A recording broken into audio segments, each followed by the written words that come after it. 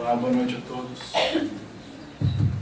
Então, uma grande alegria, um grande prazer estar aqui mais uma vez. É uma grande oportunidade que a doutora Marlene me deu fazer essa introdução sobre sono e mediunidade, focando mais no sonambulismo. Então, rapidamente, a gente vai falar um pouco sobre o que a ciência, o que a medicina entende sobre o sono. Então,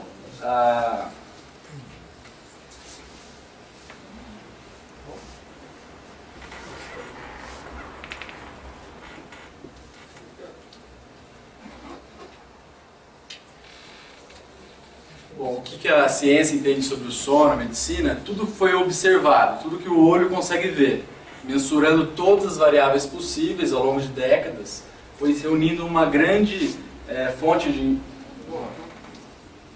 uma grande quantidade de informação sobre isso.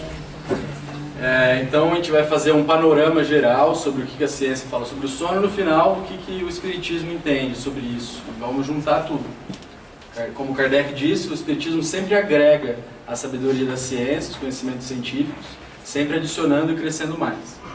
Então, basicamente, o indivíduo que vai no laboratório do sono, ele é mensurado, o que a gente vai pegar aqui é o eletroencefalograma. É a mesma mensuração elétrica que o cérebro produz, que foi usado para dar a primeira partida, primeiro chute da bola na Copa do Mundo. É o mesmo sistema. Então, se mensura isso durante o sono. E basicamente o que a gente tem? A gente tem o estado de vigília, as ondas são de mais alta frequência e de acordo com a profundidade do sono, do 1 ao 4, essas ondas vão ficando cada vez mais lentas, embora pareça a amplitude aumente, mas elas vão ficando cada vez mais lentas. E o REM, que é o Rapid Eye Movement, que é o sono de movimento rápido dos olhos. O olho fica fazendo assim, mas todos os músculos ficam sem tônus muscular nenhum. É quando a gente sonha. Todos os nossos sonhos acontecem nessa fase, da fase REM, que é uma frequência bem maior, semelhante à da vigília, mas um pouco menor. Então isso grosseiramente é o que a gente sabe do sono. Esse seria um gráfico de uma noite de sono bem dormida, uma média de 8 horas. Tem gente, cada vez mais velhos, conseguem dormir 5 horas e ficar bem. Adolescentes precisam de 10, 9 horas de sono. Mas aí vai caindo as fases do sono, cada vez mais lentas as ondas. Aqui o estágio mais profundo, e são vários ciclos de sono. O primeiro é o mais importante, né, que tem mais largo no estágio 4, e vai ficando cada vez mais superficial até que a gente acorde. E a gente sonha aqui nas fases REM. Bom, agora, entre as doenças do sono, a gente tem as chamadas parassonias, que são todas alterações do comportamento durante o sono, grosseiramente falando. E a gente classifica ela em dois grupos, as que ocorrem na fase não REM e as que ocorrem nas fases chamadas REM. Grosseiramente são essas duas classificações possíveis. Então, as que ocorrem do sono não REM, aqueles de ondas lentas, são as fases que a gente não sonha, mas o cérebro está descansando mais. A gente tem os principais, que é o sonambulismo, que a gente vai falar mais. Despertar confusional, a pessoa acorda muito confusa e não consegue recobrar a lucidez em momentos considerados normal, demora muito tempo, ela fica confusa o tempo todo. O terror noturno, que fosse como os pesadelos, a pessoa acorda como se ela tivesse escapado de uma morte iminente. Ela acorda como se ela tivesse visto a morte face a face. Isso acontece repetidas vezes. E os transtornos alimentares associados ao sono, que estão cada vez mais comuns, o indivíduo acorda no meio da noite, rapa a geladeira e no dia seguinte não lembra de nada. Está muito relacionado a medicações que induzem o sono para dormir. Agora, os transtornos de sono, as parassonias que ocorrem na fase REM, a gente tem esse distúrbio comportamental do sono REM, que é a perda da atonia muscular que ocorre durante o sono REM. Então o indivíduo ele simplesmente atua o sonho. Se ele está sonhando que ele está numa briga, coitado do cônjuge que estiver do lado, porque ele vai socar e chutar o cônjuge. Mais ou menos isso. A paralisia do sono, o indivíduo acorda, sabe que acordou, mas ele não consegue movimentar um músculo sequer. Ele se sente como se fosse paralisado e sente muito medo em relação a isso. E o transtorno de parassonia sobreposta, que esse número 1, o distúrbio do sono REM. O indivíduo ele atua o sonho durante a noite, misturado com o sonambulismo. As duas coisas ocorrem juntas. Agora a gente vai se ater no grupo das parassonias não REM, que é o grupo do sonambulismo. Então, tecnicamente, é uma desarmonia entre a parte do córtex que faz o estado de vigília e a parte do córtex cerebral que induz a sonolência. Isso tem uma desarmonia. Mas, grosseiramente falando, é quando o cérebro acorda meia boca de um sono muito profundo e não se recupera de um tempo considerado normal. Então, essa é a ideia. Isso que é a mesma coisa, mas uma linguagem que todo mundo entende. E o pico é na infância e varia de 1 a 4% da população. É uma predisposição genética, então essa desarmonia dessas duas partes do córtex cerebral, ela é geneticamente induzida, mas também associada com fatores desencadeantes. Assim como praticamente toda doença humana é uma predisposição genética, mais fatores desencadeantes que ocorrem durante a nossa vida. Quais são esses fatores desencadeantes? Então o indivíduo ele fica privado de sono exageradamente por muitos dias, repetidamente. Usa medicações sedativas, medicações que dão mais sono. Tem irregularidade, nenhuma rotina no sono. Tem barulhos excessivos noturnos, de repente durante a noite tem pancadas de som, música alta, batidas, coisas assim, sendo muito comum. E uma doença que está cada vez mais comum, que é a apneia e hipopneia obstrutiva do sono, que é o ronco grave, que o indivíduo não consegue entrar num sono profundo porque ele entra em apneia, para de respirar e acorda. E, além disso, o uso de antidepressivos também predispõe a ter o sonambulismo e as doenças dessa classe. Então, o sonambulismo ou sleepwalking é considerado quando o indivíduo deambula durante a noite e o estado de consciência dele não é considerado como estado de vigília. Então é como se ele continuasse dormindo, mas andando. É comum o indivíduo ter amnésia, ele não se lembrar no dia seguinte, fazer comportamentos muito inadequados, por exemplo, colocar a chave do carro dentro do congelador, alterar os móveis, a disposição do quarto de uma maneira bizarra, não funcional, até chegar a pegar o carro e dirigir, pegar a faca e até dar tiros com arma de fogo. Tudo isso já foi descrito. E se você ou outra pessoa tenta acordar o sonâmbulo durante a noite, é mais comum piorar a situação ainda, ele fica mais confuso ainda. Então o melhor a se fazer é calmamente levá-lo para tentar voltar ao sono normal, e aí quando ele acordar no dia seguinte, ele vai estar recuperado. Porque se tentar acordar ele vai ficar mais confuso e agitado ainda, normalmente. E isso é um grande contraste com aquilo lá que a gente falou, que quando o indivíduo atua, como se fosse um ator do sonho. Porque quando esse distúrbio do sono REM, que ele é um ator do sonho, ele acorda na hora e já fica lúcido. Ele se toca que ele está fazendo uma besteira, que ele não estava sonhando. E no sonambulismo não. Então, como que se trata? Como que a ciência se tratando, terminando esse panorama científico? A gente não pode mudar a genética que é predisposta. A gente pode atuar, por enquanto, só nos fatores desencadeantes. Então a gente tenta dar uma saúde do sono, evitar a privação excessiva do sono, tirar as medicações sedativas que induzem como se fosse uma inércia daquelas fases de sono profundo, ele não tem facilidade de despertar delas para o estado de vigília, tirar o barulho excessivo, rotina do sono, tratar a apneia e hipopneia obstrutiva do sono. Tem um estudo interessante com 50 pessoas, que é raro dessas patologias, que é um N grande, em que só de usar o CPAP, a grande maioria, 44 pessoas, se não me engano, remitiram totalmente do sonambulismo, mesmo eles tendo uma apneia e hipopneia obstrutiva do sono leve. E retirar, se possível, o uso de antidepressivos. Tudo isso melhora. E é claro, colocar redes na janela do apartamento, e tirar a arma de fogo, facas do alcance, essas coisas mais óbvias, que é o grande perigo. Agora, o que diz Kardec? Então vamos agora tentar fazer uma síntese das duas coisas. Então a gente tem uma parte do Livro dos Espíritos, começando na questão 401, que a gente começa a entender um pouco do significado do sonho, a função do sono e do sonho perante o espírito imortal. Então durante o sono a alma repousa como o corpo, É muito enfático. Não, o espírito jamais está inativo. Durante o sono, ele se lança pelo espaço e entra em relação direta com os outros espíritos. Como podemos julgar a liberdade do espírito durante o sono? Isso é uma questão muito interessante. Pelos sonhos. Quando o corpo repousa, acredita, o espírito tem mais faculdades do que no estado de vigília. Então, a partir daí, a gente tem como se fosse um espelho do nosso grau de consciência no plano espiritual. Nosso grau de... Um dos parâmetros de mensurar, digamos assim, o nosso despertar espiritual.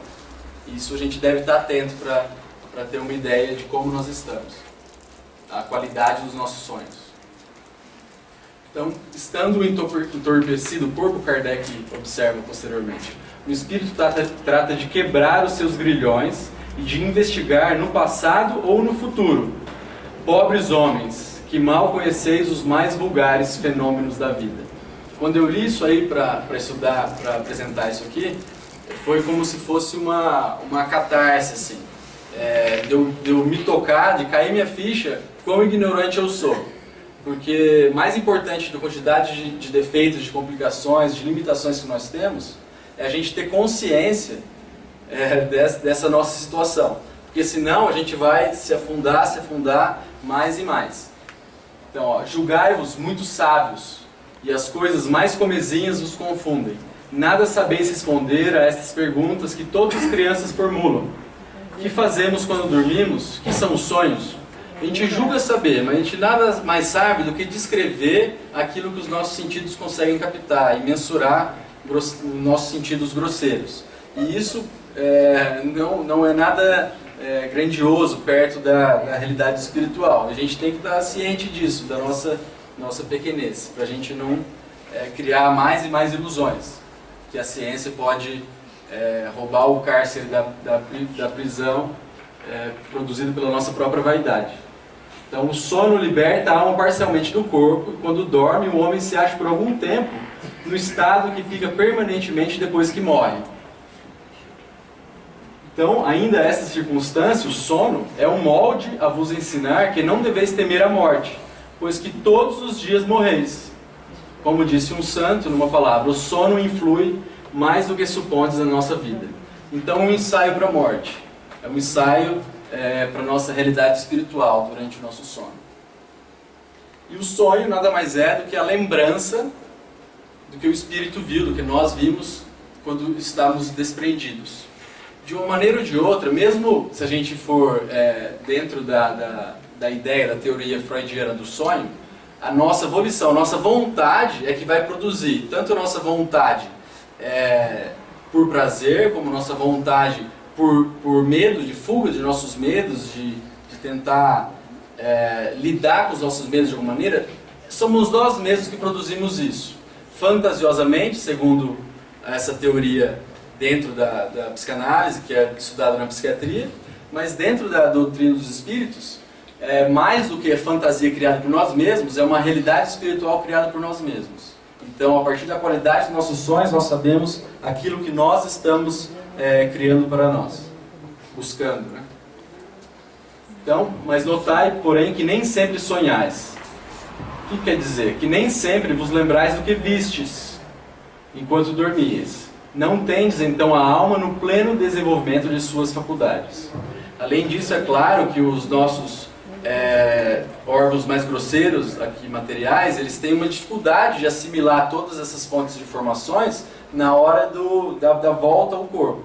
E isso complica mais a formação da memória, porque a memória no cérebro, ela é material.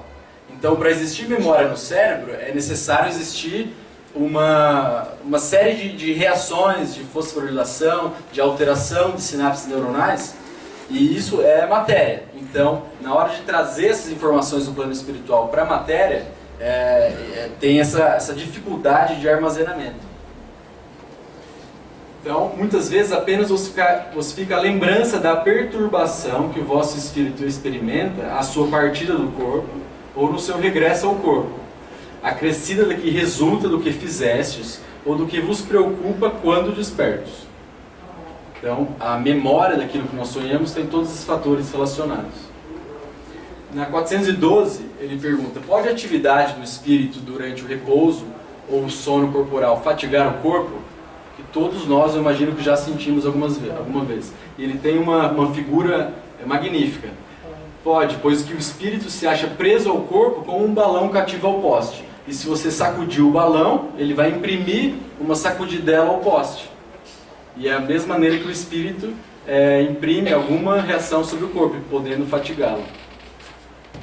O sonambulismo natural tem alguma relação com os sonhos? Como explicá-lo?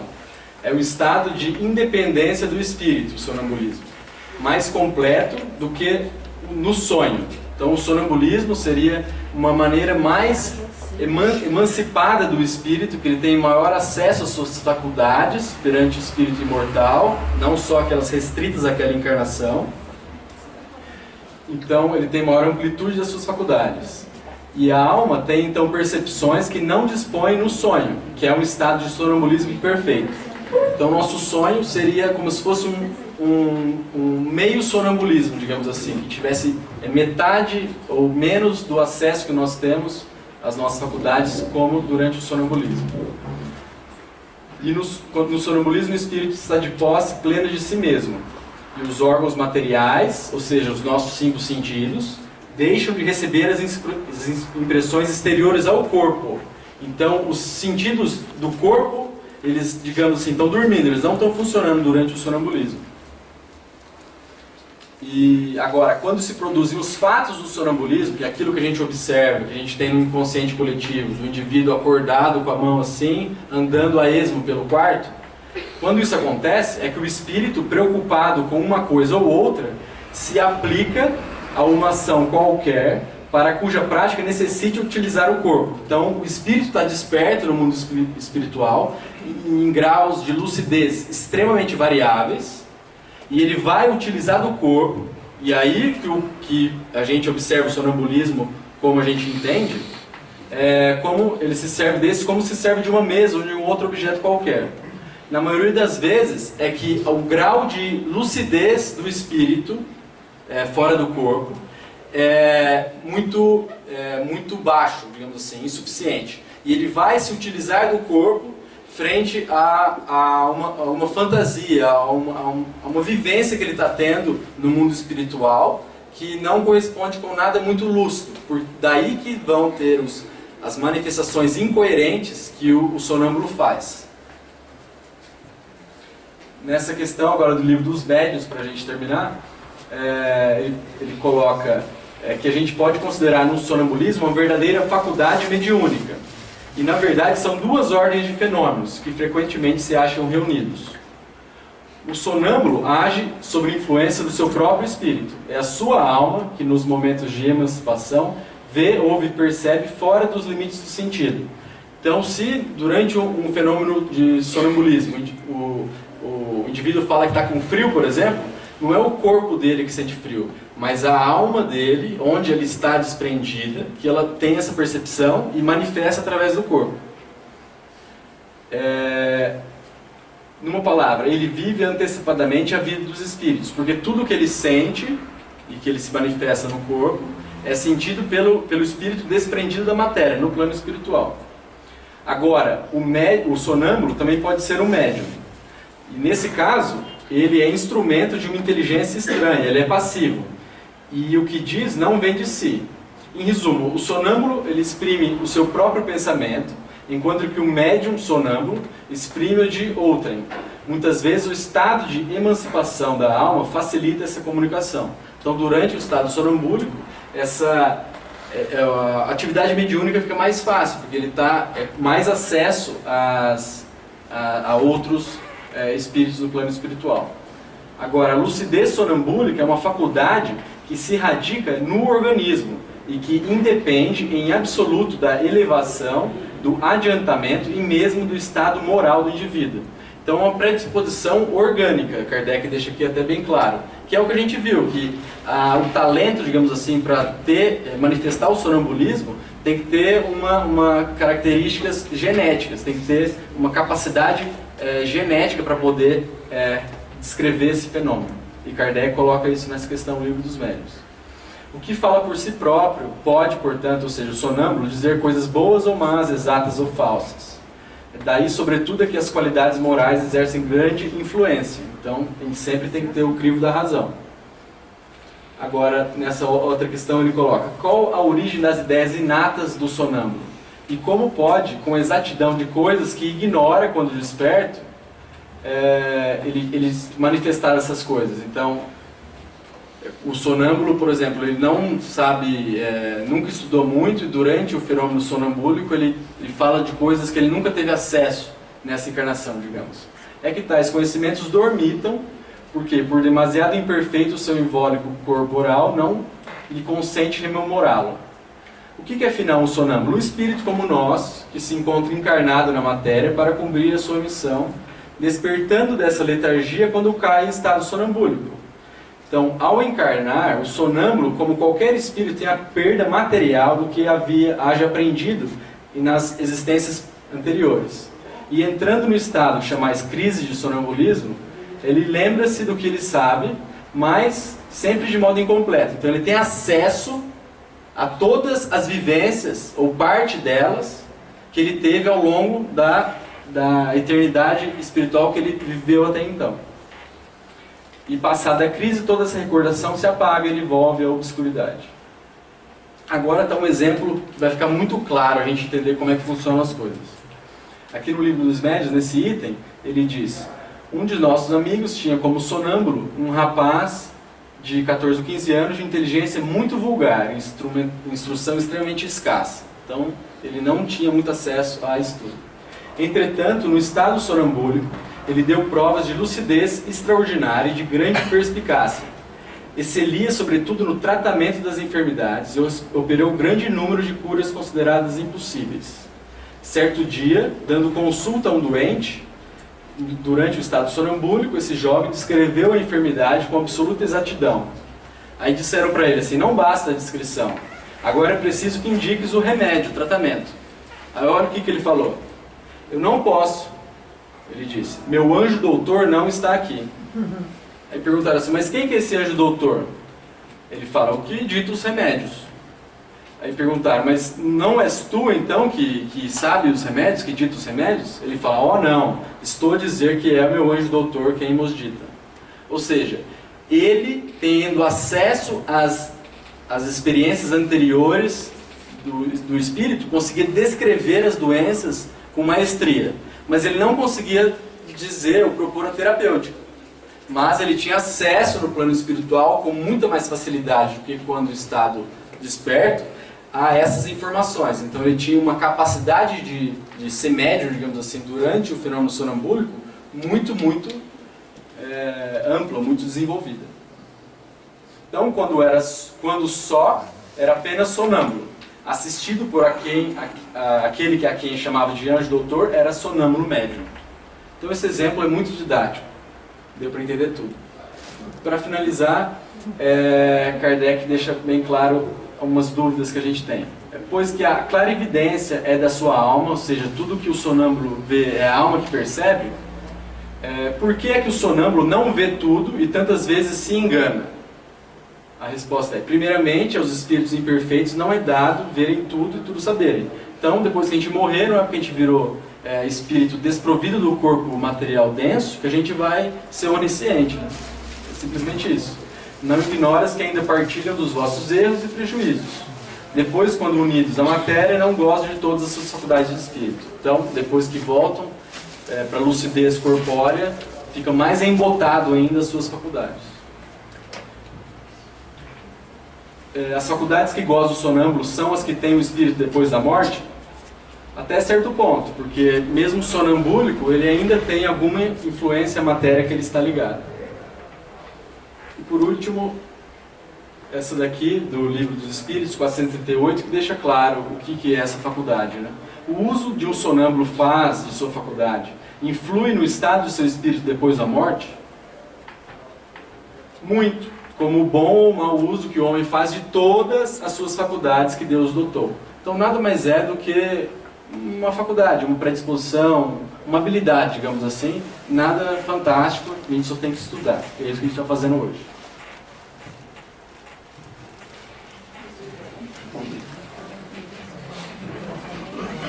noite a todos. Nós agradecemos ao Dr. Rafael a possibilidade de estudarmos um pouco mais o que é o sonambulismo e também compreendermos melhor o médium sonambúlico.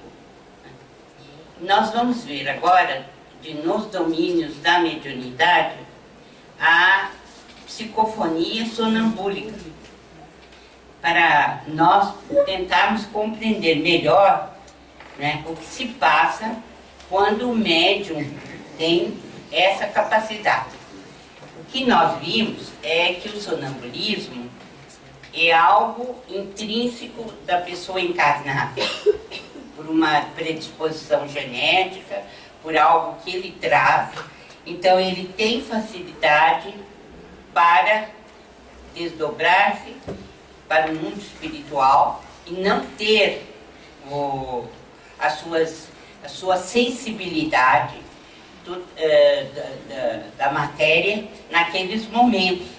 Então ele tem muito mais facilidade para agir no mundo espiritual. Mas, do ponto de vista da mediunidade, o que seria então um médium sonambúlico? O que é a psicofonia sonambúlica? Nós vimos a psicofonia consciente, que foi o caso da dona Eugênia. Nós vimos da outra vez e vimos também como que o espírito atua nesse caso. E vamos ver que são mecanismos diferentes. E isso nos mostra que a mediunidade ainda precisa ser muito estudada e que os mecanismos em absoluto não são iguais no que tange à utilização da maquinaria celular, quer dizer, dos implementos neurofisiológicos que o cérebro nos oferece nessa interligação entre o perispírito e o corpo físico durante a mediunidade. Então nós vamos ver nessa mediunidade de incorporação sonambúlica que um caso típico de comunicação, né, para vermos como é que a médium, a dona Celina, ela vai receber esse espírito e dar possibilidade a ele de uma certa liberdade para atuar. O comunicante é um fidalgo antigo que tem fluidos muito deletérios, uma verdadeira massa escura e viscosa, com emanações fétidas. Ele tem o faces horrendo e parecia emergir de um lençol de lama. Uma frieza muito grande, malignidade, astúcia e endurecimento. E ele inicia a sua comunicação como normalmente nós vemos nas reuniões de intercâmbio. Quem me fez chegar até aqui, né, por que eu fui trazido, essa questão toda. E demonstrando um desequilíbrio mental muito grande. Então, ele traz um chicote na mão, né, e fala em 5 troncos de suplício. De onde a gente conclui que ele é um senhor de escravos, né, está acostumado a utilizar o chicote, e mais que isso, os troncos onde ele amarra ou agrilhoa os seus escravos. É um fazendeiro desumano que desencarnou nos últimos dias do século XVIII. Então, se ele desencarnou em 1799, nós podemos fazer ideia, né, de quanto tempo esse espírito ficou nas regiões tenebrosas e a oportunidade que ele está tendo somente no século XX de se comunicar. Os olhos dele, segundo o que consta pela descrição de André Luiz, estão vidrados e mortos, ele está cego. Bem, o que Aulus informa a eles é que ele foi detentor, né, de vastíssimo latifúndio, onde ele usava e abusava dos seus poderes para a escravização de irmãos africanos. Ele odiava os trabalhadores que fugiam, resgatava-os dos quilombos onde eles se refugiavam, algemava-os aos troncos e queimava-lhes os olhos. Depois de cegos, eles eram sentenciados às mandíbulas de cães bravios. Dá para se ter uma ideia do porquê que esse espírito ficou mais de 100 anos, né, na espiritualidade e que se apresenta de uma maneira muito grotesca, né, como um lençol de lama e apresentando a cegueira, as órbitas vazias, né? O fato é que ele instalou o terror em torno de si mesmo, de sua propriedade. E muitos desses espíritos o haviam perdoado, porque eram espíritos mais evoluídos. No entanto, outros se converteram em verdadeiros vingadores após a desencarnação. E o espírito em si, falando através da Dona Celina, ele vai mostrando que ele está rodeado de um cárcere de trevas, atormentado pelos escravos. Pelo menos ele pensa nisso, por causa da consciência culpada. Então, os benfeitores, então, colocam esse espírito junto da principal médium da casa. Então, André Luiz recebe um choque inicial. Como um espírito tenebroso desse vai se comunicar pela principal médium da casa, né? Então, os benfeitores dizem que tudo foi muito bem estudado, né? E que somente ela tem possibilidade de dar uma certa liberdade a fim de que ele exponha o seu drama, o seu problema já vivido, né? Então, ele diz que a Dona Celina tem o seu ambiente próprio e, devido à sua evolução, ela tem uma característica que é cuidar da própria comunicação que ela dá. Ela tem condições, né, de conduzir a sua mediunidade de uma forma mais correta e eficiente.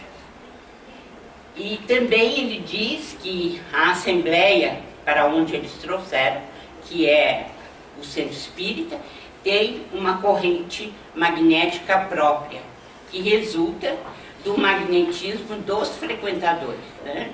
Do espírito doutrinador ou esclarecedor e dos médiuns que atuam ali. Ele diz, há uma preocupação de André Luiz quanto à contaminação dela por parte desse espírito, que se apresenta como um lençol de lama, né, com um cheiro fétido, muito desagradável e apresentando, enfim, vibrações muito baixas, inferiores. E o benfeitor disse, olha, não se incomode, porque todos os dias na Terra, o Sol, ele se incumbe de matar bilhões de corpúsculos que poderiam, inclusive, tornar inviável a vida humana. Então, ela tem condições, por sua evolução espiritual, de sair ilesa, sem infecção alguma. Bem, como é que se deu a incorporação? E aqui, então, nós pedimos a colaboração do nosso Dr. Rafael, exatamente porque o mecanismo é diferente da psicofonia consciente da Dona Eugênia. E como foi? Ela se desvencilhou do corpo físico e começou a dormir. Entrou numa situação de sonambulismo. Quer dizer, ela entrou num sono profundo naturalmente. Quer dizer, o exercício da mediunidade para ela era algo assim, bastante normal, comum, e ela o fazia com grande facilidade, né?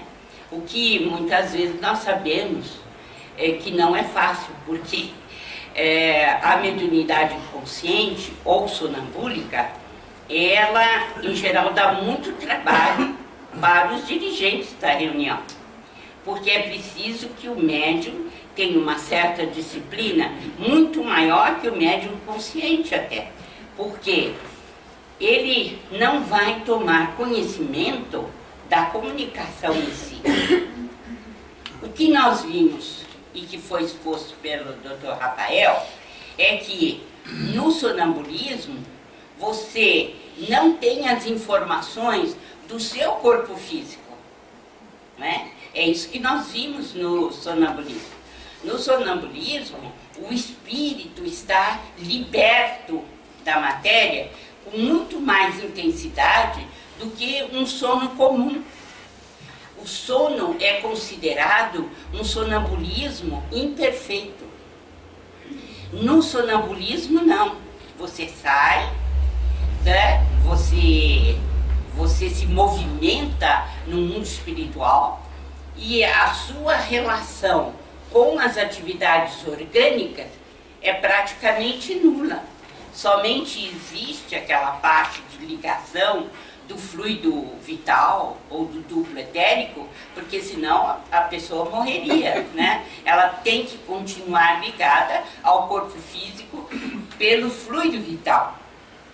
Mas isto não significa que o espírito está recebendo as informações do organismo físico. Ele está dissociado disso, né?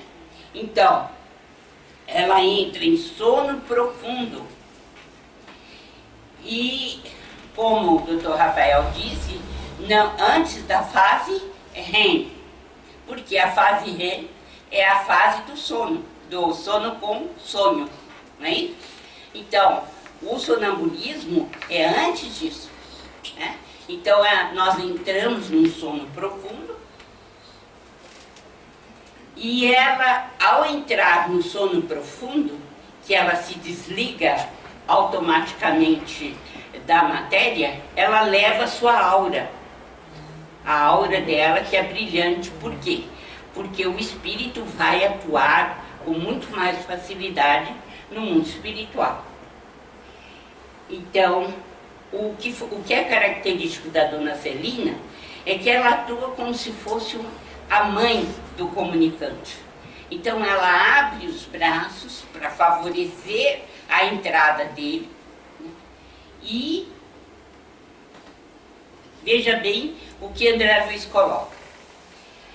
A médium era um instrumento passivo no exterior.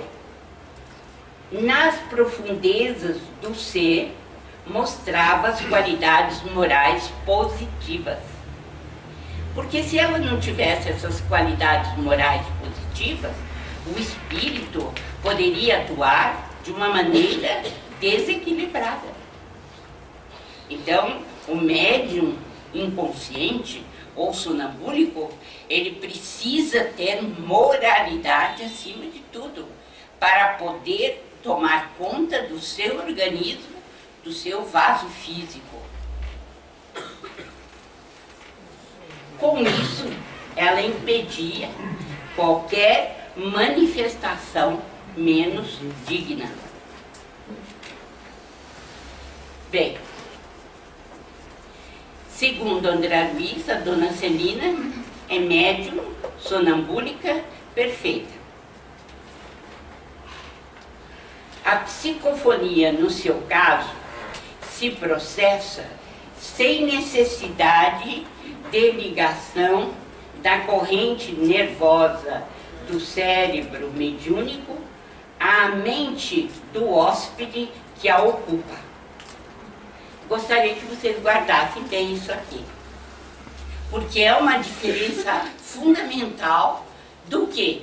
Da psicofonia consciente. No caso da dona Eugênia, o que ocorria na mediunidade consciente? Ela tomava ou não tomava consciência daquilo que o espírito falava? Então essa é uma diferença fundamental que vocês têm que gravar, né? Então, a psicofonia, no seu caso, se processa sem necessidade de ligação da corrente nervosa do cérebro mediúnico, do cérebro da dona Celina, né, à mente do hóspede que a ocupa. Então o espírito vai se comunicar, está se comunicando, aliás, e nós vimos que ele é um espírito tenebroso, por assim dizer, né, de inferioridade, pelo menos momentânea, muito grande, e no entanto ela não toma conhecimento da mente dele, do cérebro dele. Ela não toma conhecimento. Por quê? Porque a característica do sonâmbulo é exatamente essa, se desligar do quê? Da sua parte física. Ele tem liberdade. E outra, ele dá liberdade ao comunicante. Por quê? Ele pode utilizar as bases do pensamento do cérebro dele com facilidade. Pode utilizar, e mais que isso, né? Ele tem liberdade para construir a comunicação que ele quiser. Por quê? Porque ela não está tomando conta do seu cérebro. Ela se desliga automaticamente do campo sensório. Campo sensório, o que que é? Toda a sensibilidade orgânica que nós temos, todas as informações que os órgãos dos sentidos nos passam. Ela se desliga.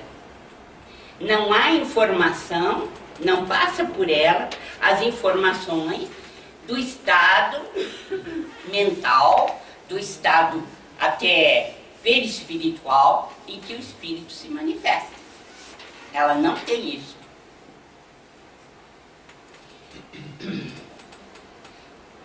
Ela perde provisoriamente o contato com os centros motores da vida cerebral.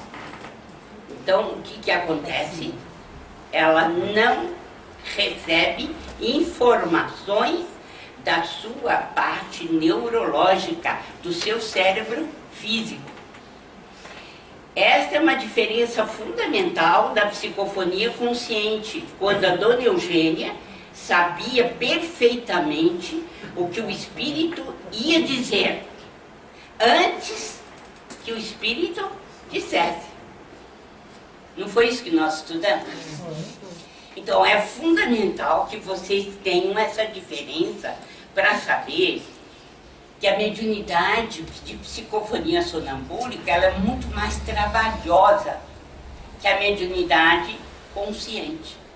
Por quê? O médium consciente ele pode interferir na comunicação a qualquer momento, paralisar a comunicação. O médium inconsciente não. Se ele não tiver moralidade, ele vai dar muito trabalho a quem? A equipe mediúnica que trabalha. tanto no mundo espiritual como no material. Então ela perde provisoriamente o contato com os centros motores da vida cerebral.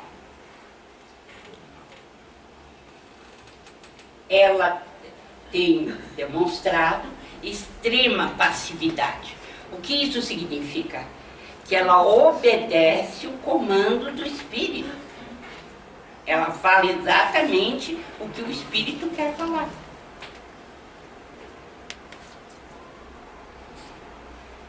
Com isso, o comunicante, muitos comunicantes tinham inteira liberdade de colocar ali a sua veracidade, a sua autenticidade. Humberto de Campos é Humberto de Campos mesmo, né? Augusto dos Anjos é Augusto dos Anjos mesmo. Então, essa mediunidade é preciosa, mas é preciso uma evolução espiritual para que ela seja exercida de uma maneira a que todos aproveitem, especialmente a humanidade, no caso, como foi de Chico Xavier. Então, é claro, se você é chamado a fazer um texto e você está acostumado a escrever, é um escritor, você tem que encontrar todos os implementos naquela cabeça para poder escrever, para você ter liberdade para escrever. E é por isso que um Chico Xavier aparece entre milhões de outros. Quer dizer, 1 em 1 milhão e 2 milhões, porque há dificuldade para isso, para a pessoa se anular intimamente para dar liberdade. Isso é só para grande espírito. Então, no caso da dona Celina, ela age como mãe. E com isso, o comunicante não resistiu. Ele inicia a sua comunicação. Se quiser, a dona Celina poderá lembrar da comunicação. Mas espíritos como dela, que estão acostumados a trabalharem na mediunidade, não vem necessidade de lembrar. Por quê? Porque você abençoa e passa, né? Principalmente quando são espíritos atrasados como esse. Para que lembrar? Né? Então, na dona Eugênia, o controle é mais direto, como nós vimos. Na dona Celina, ela deixa o espírito mais à vontade. Para os espíritos, o médium consciente é preferível o médium consciente. Por quê? Porque o inconsciente dá muito trabalho e ele precisa de grande moralidade para poder trabalhar. Senão dá muito serviço para o mundo espiritual. Se a médium não fiscalizasse, né, caberia à equipe espiritual fazer isso. Bem, o que eu trouxe hoje é o resumo da psicofonia sonambúlica, que vocês vão ler, reler, nos domínios da mediunidade. E eu queria exatamente mostrar a diferença entre a psicofonia consciente e a sonambúlica. Na consciente, o médium, como o próprio nome diz, acompanha passo a passo o que está sendo dito, o que está sendo colocado pelo espírito, e pode assumir, se for o caso, num átimo de segundo, pode assumir e voltar e rejeitar a comunicação. Mas na mediunidade sonambúlica é preciso um grande estofo moral por parte do médium. Por quê? porque o espírito entra em estado sonambúlico. O que significa sono profundo. E um sono em que o espírito se desliga da matéria. Ele não tem repercussão da sua matéria e, consequentemente, ele não tem acesso à cabeça do espírito que está se comunicando. Porque o seu cérebro não está funcionando com esse intuito.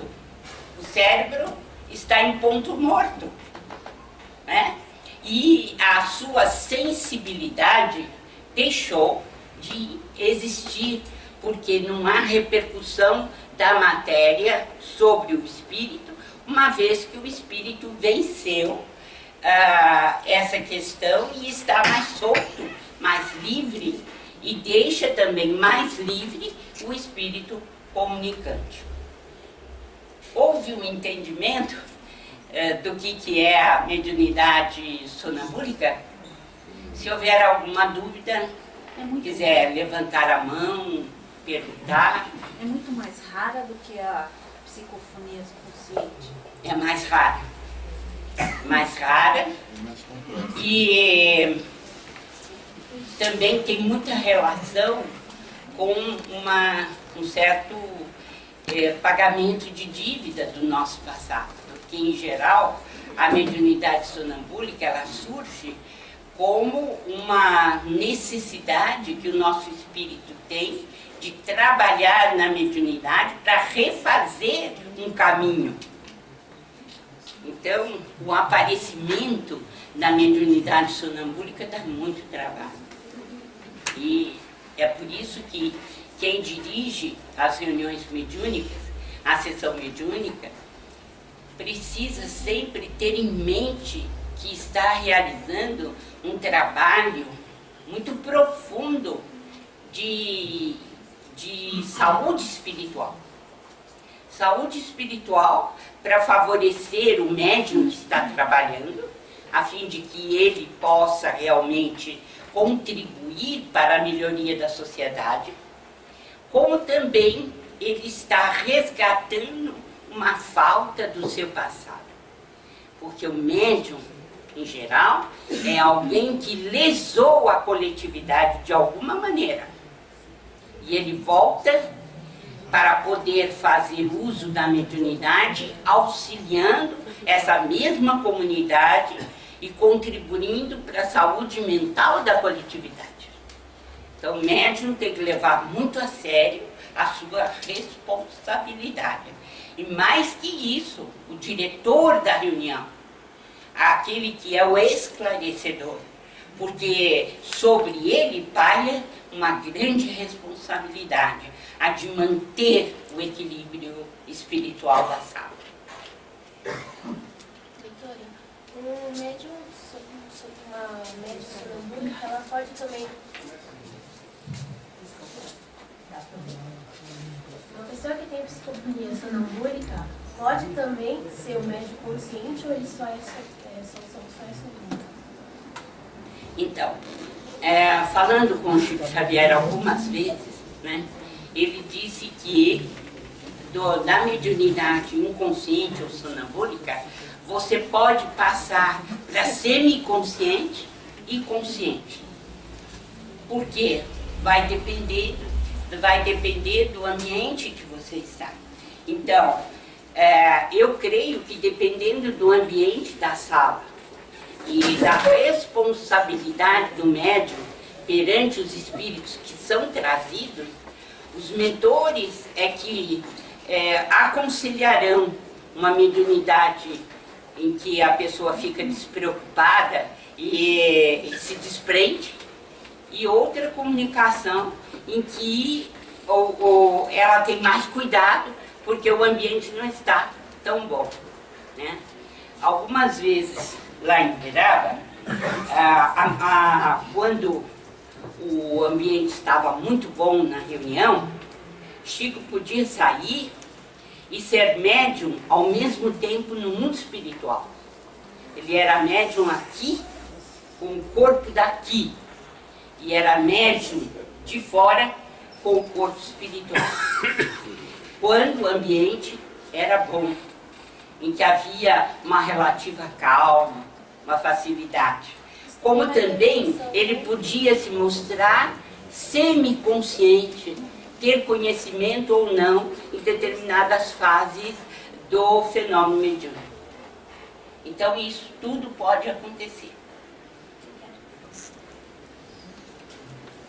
Vamos trabalhar.